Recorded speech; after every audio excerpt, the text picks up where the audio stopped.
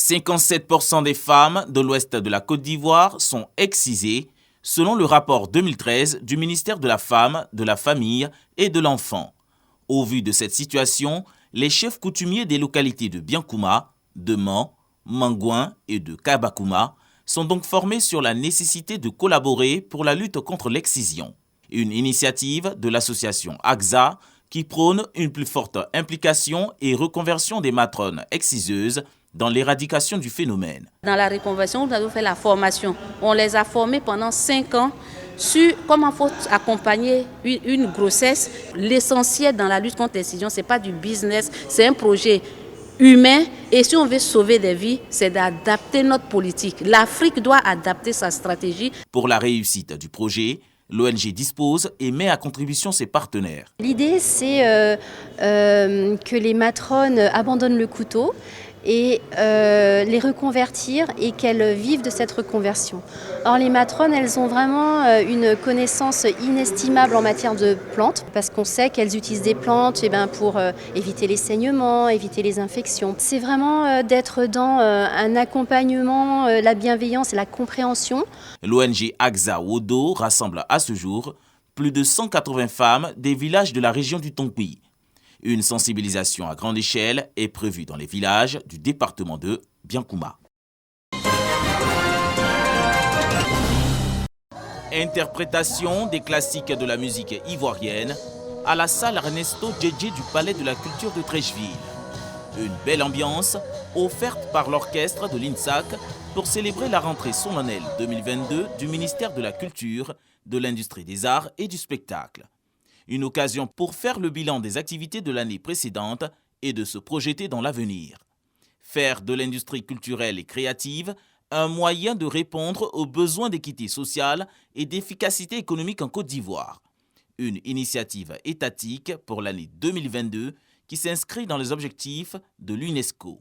Je vais rappeler que votre vision est tout à fait en phase avec celle de l'Union africaine et celle des Nations Unies, parce que l'année dernière, vous le savez, était une année de l'Union africaine consacrée aux arts, à la culture, au patrimoine.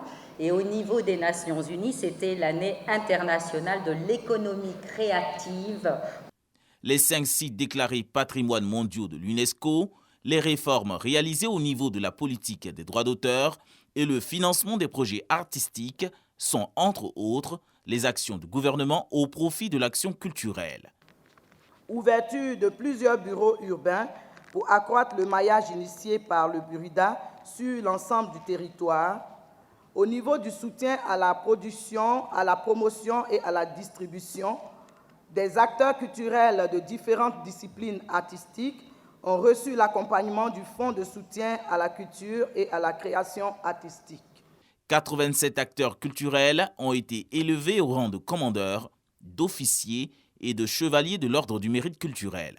Les directions régionales et services rattachés du ministère de tutelle ont été équipés lors de cette cérémonie en matériel roulant pour la promotion de l'industrie des arts et du spectacle en Côte d'Ivoire.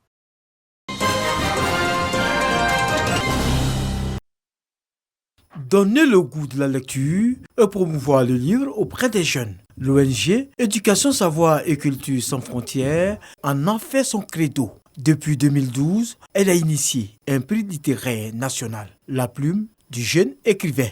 Les lauréats de la 5e édition de ce concours viennent d'être récompensés. Je suis très fier déjà et je voudrais dédier cette distinction à ma famille qui m'encourage beaucoup sur les pas d'écriture, sur le chemin d'écrivain. Donc je suis très heureux. Cette cérémonie de récompense a été l'occasion pour les initiateurs de lancer la 6e édition du concours. En fait, les jeunes ne s'intéressent plus à la littérature. Et nous, notre combat aujourd'hui, c'est d'amener la jeunesse à s'intéresser à l'écriture et puis surtout à la lecture. Parce que je pense que dans l'éducation, tout part de là.